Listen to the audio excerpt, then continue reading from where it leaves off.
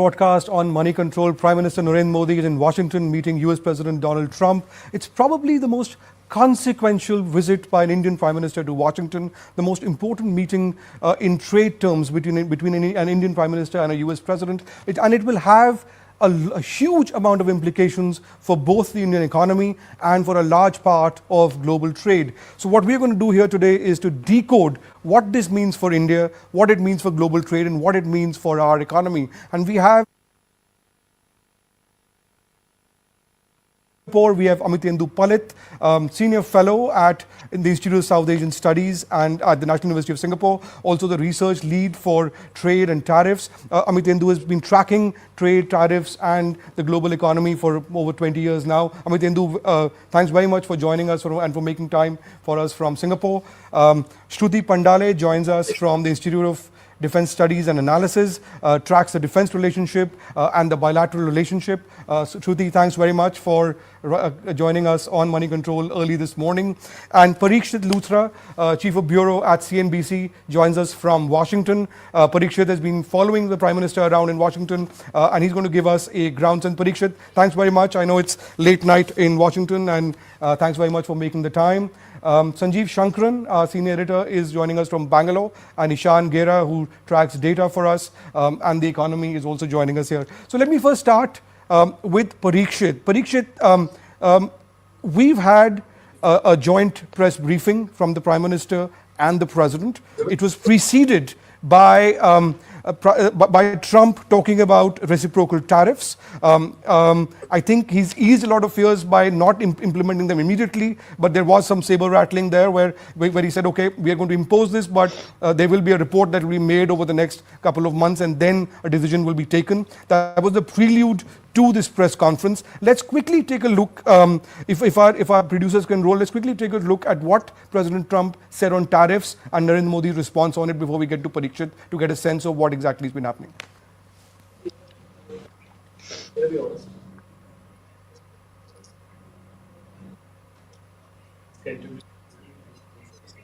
As we deepen our defense partnership, we'll also strengthen our economic ties and bring greater fairness and reciprocity to our trading relationship. As a signal of good faith, Prime Minister Modi recently announced the reductions to India's unfair, very strong tariffs that limit U.S. access into the Indian market very strongly, and really it's a big problem, I must say.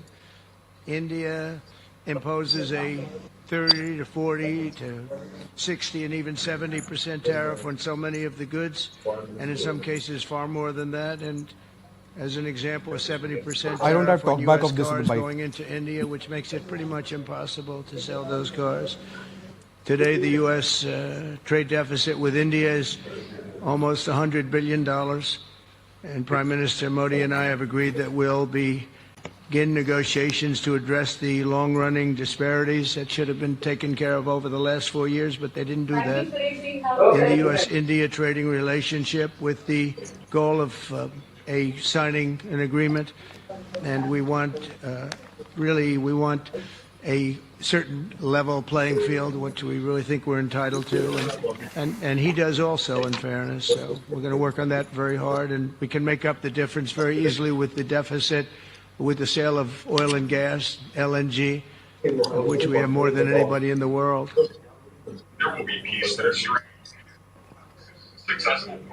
Right.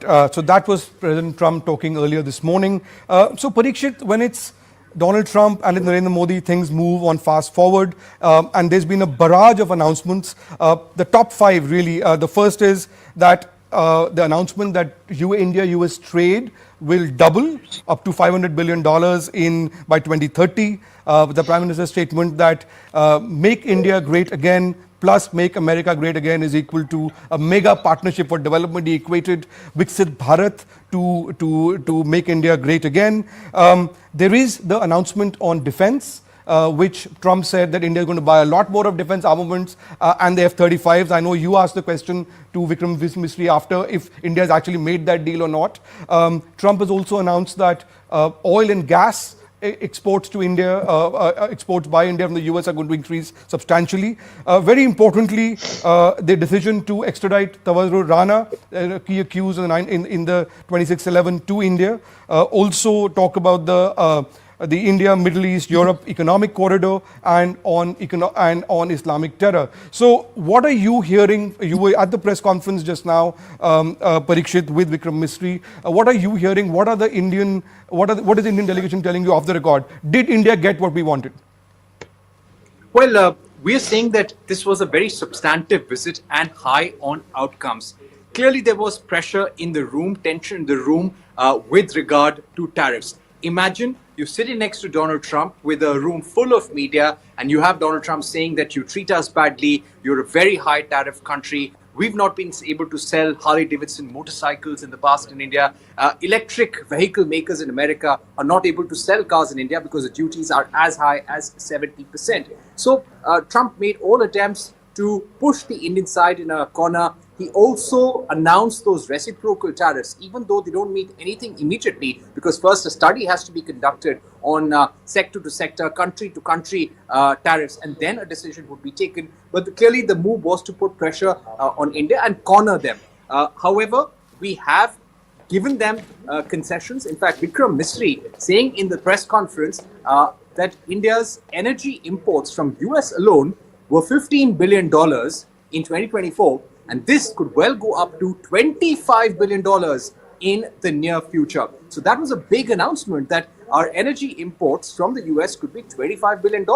Our trade deficit itself is $35 to $40 billion. On the defense front, F-35s, clearly attempts by Donald Trump to possibly jump the gun and force India to buy F-35s or maybe move quickly on a proposal that India and US are considering. But Vikram Misri clarified that this is not something that's going to happen overnight. There is a formal process that has to take place.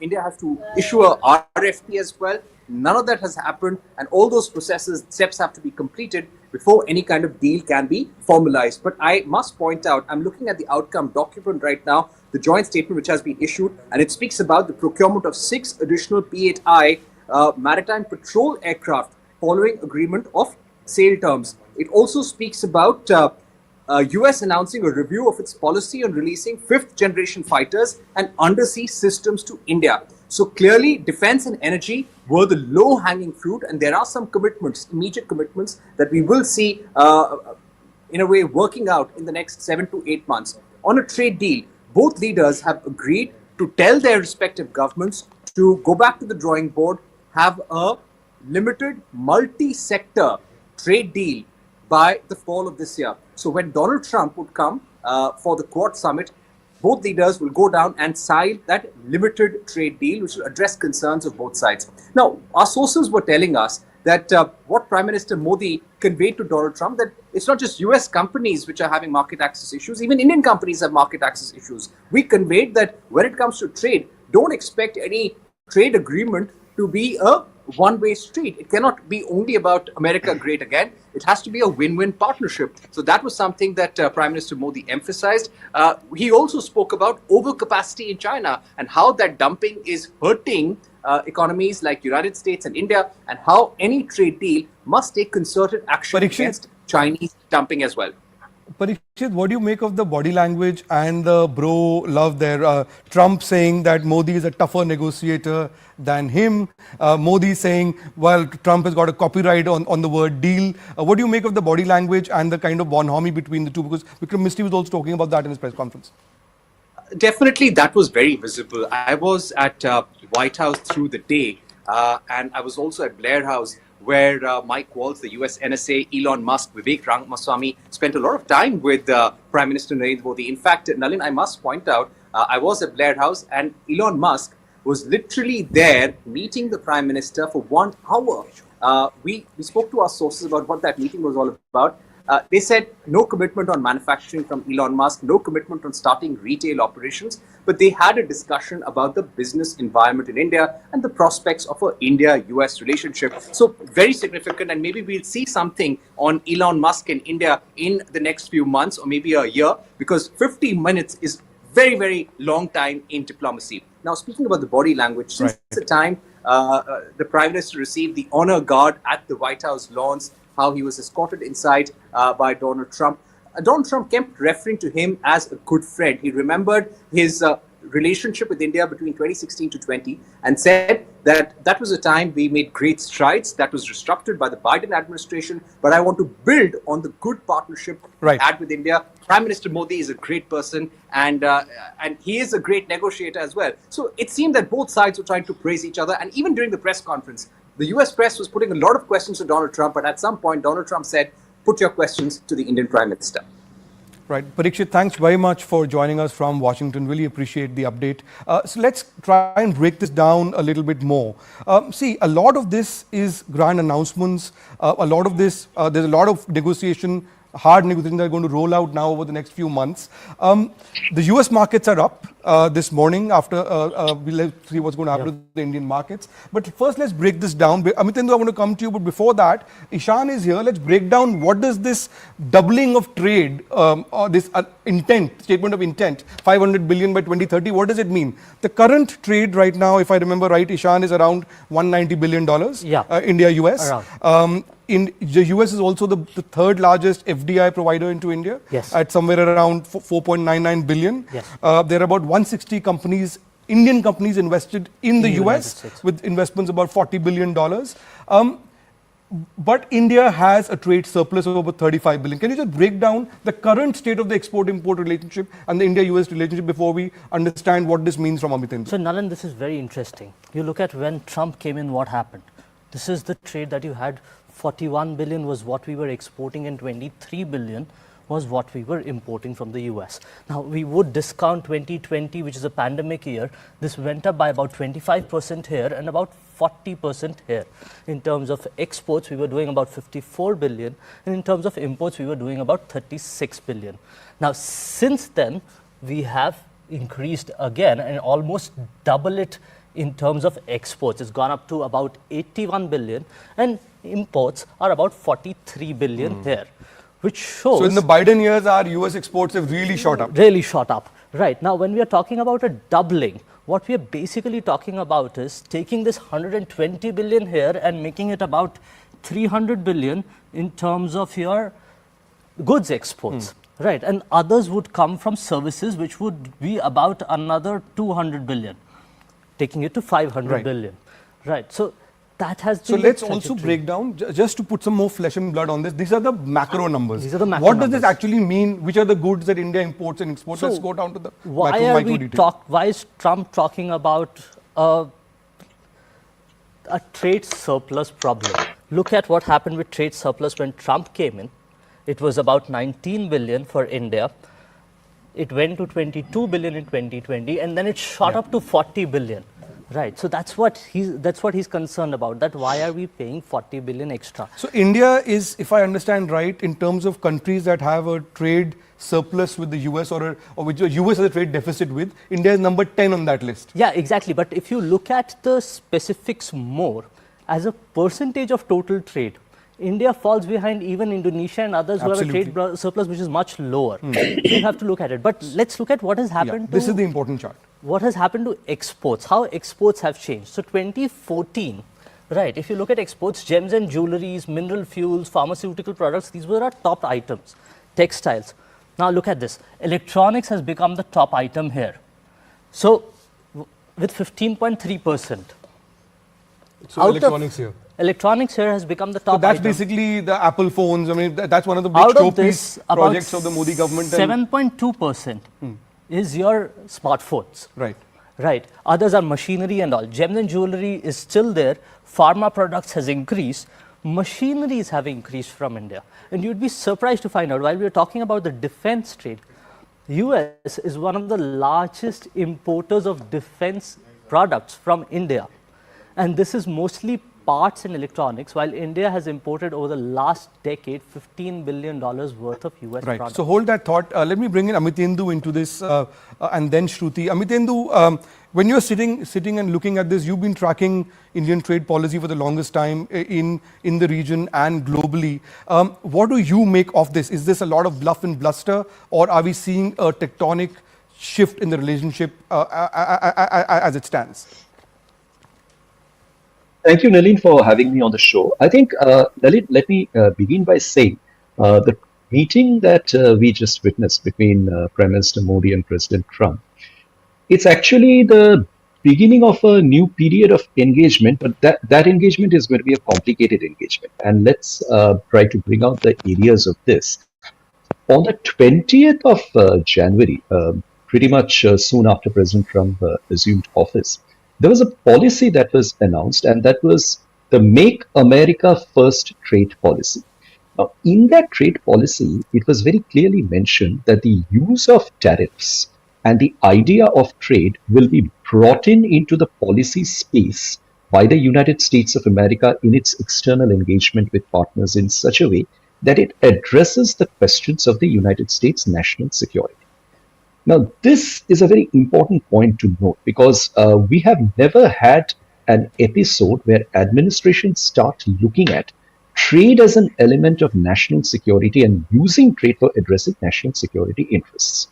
Now, when we look at the actions that have come from the Trump administration thereafter, so that began from Canada and Mexico tariffs, then it went on to the China tariffs. Canada-Mexico tariffs were put on pause. Now there is a series of reciprocal tariffs for which a roadmap has been announced. The tariffs have not yet been announced, and there are steel and aluminium tariffs that have come. And consistently with respect to India, there is this view coming out that India is not a good place for doing business. India has high tariffs and so on and so forth. And on top of that, parallelly, you see this deal that has come out. It's not exactly a deal, but it's kind of again a roadmap towards a deal, that there could be a limited multi-sectoral trade deal. There could be commitments given to buying more of oil and energy and so on and so forth. I think what has happened out here is that India had to make concessions. There's no denying the fact, because the export and trade relationship with the United States for India is a very important relationship. If you look at India's top 10 trade partners, United States is probably the one which is not just its largest export market, but also one of those countries with whom India does have a trade surplus, and those are important at a point in time when with most other trade partners, India is running a trade deficit, and India's overall trade deficit is pretty large. The question to be looked at, Nalin, is the United States is looking at India as a country with whom, if it can push more oil and gas exports, it will bring down the US trade deficit with India. The question is, what does this mean for India's overall trade deficit? Because India's overall trade deficit is exclusive of the surplus that it had is the United States. Supposing today, if India starts buying more United States oil and gas, let's not forget the fact right now the US is not among the top 5 oil sources for India. Yeah. Even a country like US Angola is 6th or 7th, is and much Russia is larger. the biggest supplier of oil to India at the moment. So. Exactly. And the OPEC countries continue to have the largest share in that oil procurement. The United States oil is going to be priced much more than the rest of the oil that India is buying. So I would actually assume this is a concession that India has made. But that concession needs to be balanced with the fact that where are the other gains that are expected to flow? And my sense is where India will probably be looking to go forward to make much more headway into the Trump presidency as time moves on is number one with respect to the defense relationship and the trade that surrounds the defense relationship. And number two is the question of immigration. I think immigration and H-1B are two vital areas where India would expect to get substantive concessions from the United States. And there's a very important point, Nalin, I think Ishan showed this in the graphs. Let's not forget the fact that the period over which Indian exports have increased to the United States over the last 6 years is a period when India did not have the GSP concession. So that's a very important point to note. It means that Indian exports are essential for the United States. And that is a fact which the United States administration is well aware of. Because over this period, simultaneously, Chinese exports to the United States have gone down, and exports of a number of other countries have increased to the US along with India's. Now, earlier there was a view that India is getting preferential access through the GSP, so its exports would have automatically got into the American market. It's no more the case. So there is a competitive advantage that Indian exports do enjoy in the US market, and this is specifically for machinery and electronics because the export basket is changing. Right. Right. Amit, Yeah. just hold that thought. Let me bring in Shruti on this, on the defense relationship. Shruti, we've had talk about the F-35s. The F-35 was on display at the Aero India show this week in Bangalore. There was also the Russian aircraft, the Su-57s as well. India has also bought the Rafales. The F-35 is also a plane which Musk has dissed a year ago, right? Saying that these idiots are, talking about manned fighter planes when drones are the way to go. So you've been tracking the defense relationship for the longest time. What is your sense of this? Has India agreed to buy the F-35? Because that will be a major shift in our defense policy in terms of our procurement, but and also in terms of our shifting relationship in terms of defense armaments from Russia, because already we've diversified a fair bit from Russia being the primary supplier to now being the biggest one, but France, US, others coming in. But do you think the US component of that going up now? Hi, Nalin. Thanks very much for having me on your show. Let me begin by saying that, if you heard Foreign Minister Jaishankar talk about, President Trump coming into office and India's ability to manage Trump, there was a sense, there's a quiet confidence in New Delhi that he'll be able to do so. And at least from the optics of it, what we've managed to see in Washington between Prime Minister Modi and President Trump's meeting, you see that what Prime Minister Modi perhaps thought about doing, which is, to create new avenues of cooperation, manage expectation, and align ecosystems to ensure ties stay the course, that has happened.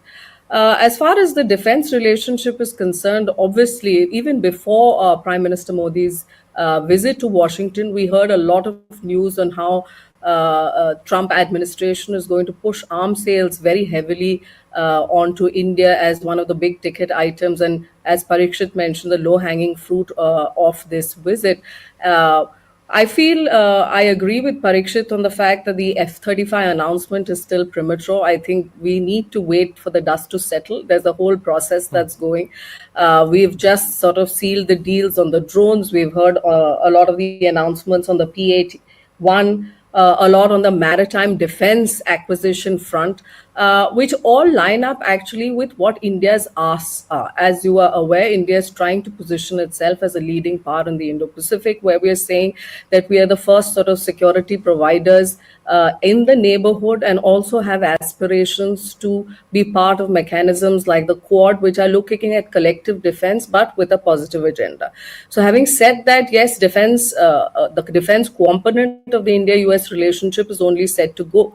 But there are two caveats that Prime Minister Modi perhaps has conveyed during his conversation with President Trump. One, that yes, India will prioritize defense acquisitions, but based on its own asks as to what the military requirements are of the day. And two, that, the arms sales pushing has to, at the end of the day, dovetail with what India is trying to do domestically in terms of the idea of self-reliance and manufacturing within India. And finally, I think if you look at the Biden administration, what the thrust of the defense cooperation really was on technology collaboration. Now you're going to see New Delhi telling Washington, at least behind closed doors, that we're here for the arms sales and we know that these are our requirements and we'll build towards that.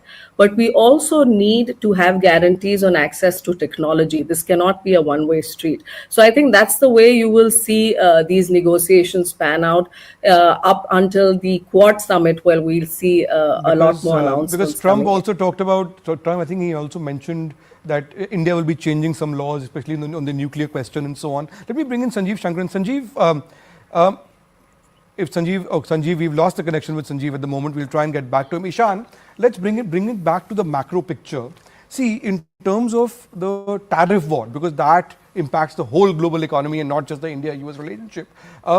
In terms of what India imports from the US, I think the more than 20% is less than 80% of US imports into India are taxed at over 20%, right? So if you can break down where India has to make concessions. So there are two ways to look at this, and this is very interesting when you look at it. If you look at in terms of value, about 96% of products get less than 20% tariff. Right. Right. If you look at just the product lines, that's about 80% get less 20% tariff. The problem that becomes is this ramps up much faster.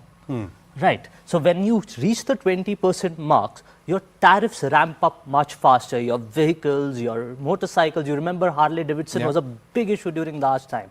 Right. All those become And that big issues. that was resolved. And even the budget, the government has made some The announcements government on has that. made some concessions into that part. So that is one area which is a problem. But if you look at it, there's another side to this story. Look at what happens when terms of trade are there for Mexico, Indonesia, China. Right. This is the amount of Indian products that account for less than 5% tariff from US. So when India exports, 72% of the goods get less than 5% tariff. China gets more concessions, Indonesia gets more concessions, and that's why probably Trump is saying Modi is a tough negotiator. So in other words, there is enough room for give and take here, where both sides, it's a win-win for both. Exactly. Amitendu, can I bring you in on this? I don't know if you caught some of the graphics that Ishan was talking to on the data, but in terms of simply on the tariffs front, do you think India, there's enough scope for give and take and everybody is a winner, or India will have to kind of take a step back on this?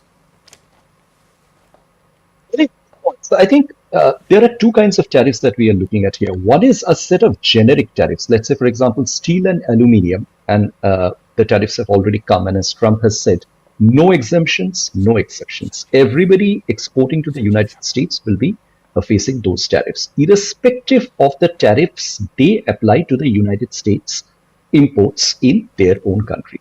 Now, when those tariffs get compounded with another set of tariffs, which is country specific, the problem for the exporting country to the US becomes that much larger. I agree with the fact that there are items over which there will be give and take, but there are areas where I think India will face very tough calls. Our focus has been on Harley Davidson, on the machineries, on the manufacturing, so on and so forth. We are not talking about agricultural products, Nalin. And I think this is where there's going to be a significant amount of thinking that India will have to make and look in, particularly the dairy sector and the fruits and vegetable sector, where India will need to very seriously look at the possibility of bringing down tariffs, because those come from Trump constituencies, from Republican states in the United States. There are large chunks of these agricultural exporters who would want their access into the Indian market. So there is room for give and take. There is room for enough back and forth, but it's not going to be an easy process. Right. Sanjeev, if we can hear Sanjeev. Sanjeev, we've lost the connection with Sanjeev. Shruti, the one word that was not used, the elephant in the room, was China. Now, with China, there is a sense that Trump is being not as tough as a lot of people assumed he would be, that there is a lot more that meets the eye over here. What is your sense in terms of when he's talking about tariffs? And there are two issues with us, right? We have a border issue with China on the LSC. Right, and there is a larger security architecture issue. So where do you see this? And also there's an issue of China +1, where India has been trying to get the supply chain moved from China to India. Do you think, do you see this as a net positive after this visit, or do you think that it's we're a bit in the red on both these grounds? I think, Nalin, the straight answer to that question is there has been ambiguity on what President Trump's China policy is going to look like. Now, if you, on the one hand, if you look at the people who are going to be making policy, whether it's the Secretary of State, Rubio, or Mike Waltz, the National Security Advisor, if you heard their confirmation hearings, it's very clear that they're very hawkish on China. But if you heard what the outgoing NSA Jake Sullivan said when, in his exit sort of briefing, he says, well, we'd want the US to continue on the path that has been laid out by the Biden administration on the China approach, because anything going back from it would essentially undo the lot of work that has been done in creating the emerging security architecture of the day. But I think what we have been seeing in terms of signs, especially with the trade and the tariff announcements, has been that what President Trump is trying to do is get a deal out of China and bring it to the negotiating table, which is not very different from what he did the first time around. You also see what he did with the recent controversy over TikTok. Shruti, sorry to interrupt, but also what India's got is Tavur Rana, right? I mean, it's a long-standing demand. He was an FBI informant, and for the longest time, U.S. administrations have kind of stonewalled that. So, do you think that's a big win on the security side, which Modi can claim as a triumph?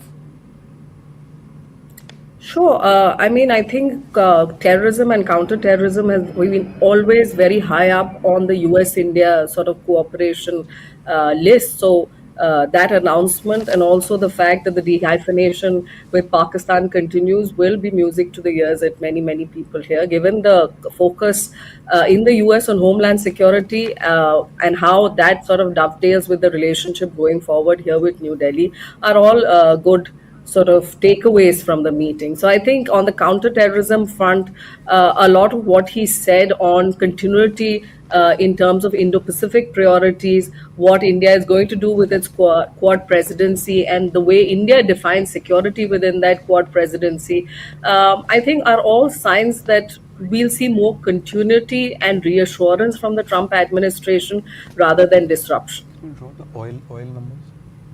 So, okay, thanks, Shruti. So, let me bring it back to the studio here with Ishan. Ishan, the last thing I want to talk about is the oil and gas relationship. Trump is saying that India is going to buy a lot more US oil. In terms of the pecking order right now, Russia is India's biggest oil supplier, has been for the last couple of years. And it's also been very controversial because after sanctions, after the Ukraine war, but India stuck to its policy. And India has been very upfront about it. Where does US fit in the suppliers list at the moment, if you can draw it out? And how do you see that changing and the impact of that on the trade deficit? So, in December 2024, Russia was first, as you know, right? Saudi Arabia was there up at top, right? And surprisingly, Angola came in fifth, right? And US was sixth. Right. Now, in terms of why Trump is harping on oil and gas, Iraq is also there somewhere, right, in the top five. Iraq is in the top five, right? So US is sixth, Angola is fifth. This is for that month. Now, why US is harping on it? You look at 2015, right? And US was the second largest supplier to India, right? With Saudi on top, right? And Russia was far below. Now, in terms of barrels, if you look at it, and this is again a very interesting data point. 65 million barrels India gets 65 million barrels. Now, when Trump came in, India was importing 140,000 barrels. So let me just put this in context. From Russia, India has bought 165 million barrels, if I'm not wrong, in the last year. And from the US, it's bought 65 million. Yes. Right? So US is number 6. This is number 6. This is number 1. So what Trump is saying is bridge this gap as much as possible. One, to get to the earlier point as well. So when Trump came in 2016, what India was importing from US in terms of 1,000 barrels per day was 140,000 barrels. He took that to 470,000 barrels per day. Right. Right. Which is 3.9% of US exports to about 6%. Now India has gone back. So we went back to 3%. So now back to 3%. So if you bring back to what the old level was, then it's a win-win. So exactly. There is. So okay, Shruti, I know Shruti, you have to leave. So last comments from you, Shruti, on this, oil is power, and there've been books written, entire treatises written on how global politics is really about the politics of oil. What do you make of this? Well, I think, all of what you've asked basically points, and to what Dr. Palit had said, that, there is, it's too early to sort of understand the ramifications and dub it as a win-win. I think what India did was Prime Minister Modi and his team were prepared for tariffs and transactions. So what you saw that India took a lot of its steps, even including with the budget, to align with sort of Trump's trade priorities. We have to be very clear that tariffs are going to be used as a tool in national security consultations and negotiations.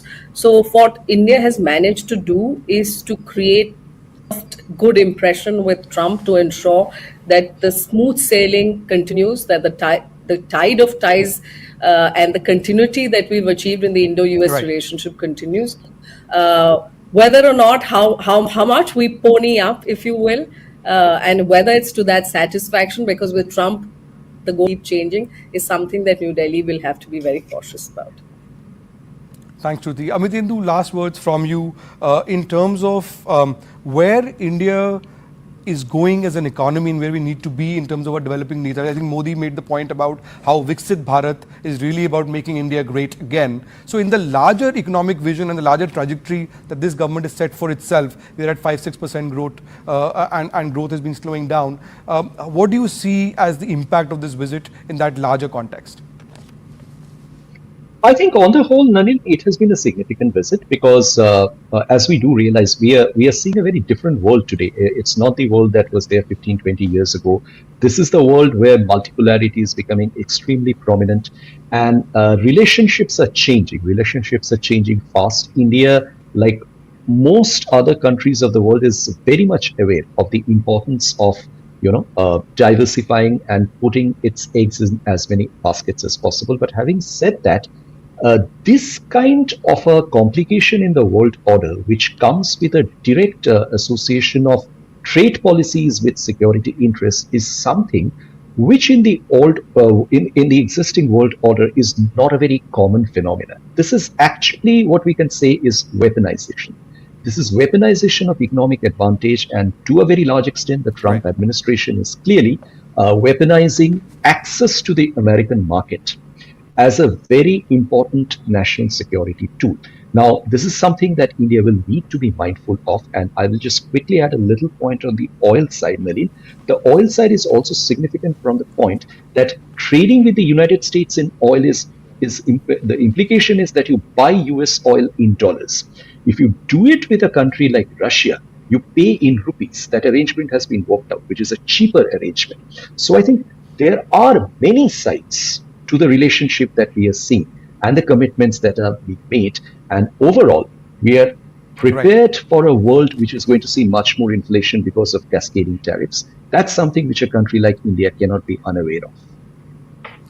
Right. Thanks very much, Amitendu, for making the time for us from Singapore. And we will, of course, keep coming back to you. And to Shruti, thanks very much. I know you had to go, so thanks for making the time. Both of you have been writing for Moneycontrol.